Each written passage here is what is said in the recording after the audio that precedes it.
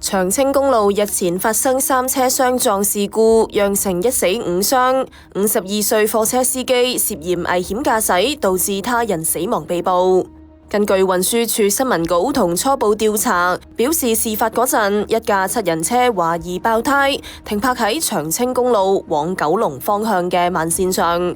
64歲姓何嘅管制區男職員到場了解並疏導交通。署方強調，現場嘅行車線管制燈號已經亮起咗紅色交叉，表示嗰段慢線已經封閉，唔准車輛駛入。而嗰個職員當時正係着住反光衣，嚴格遵從營辦商嘅安全指引。而停泊喺故障7人車後方嘅巡邏車，亦有開啟車頂提示閃燈。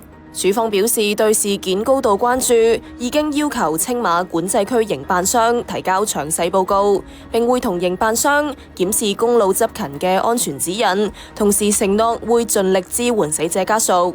呢宗意外發生喺星期4晏晝。據了解，肇事姓袁嘅貨車男司機懷疑收唔切掣，先後撞到2架車。管制站男職員被撞後重創不治。目前案件正係交由新界南交通特別職務組第2隊跟進。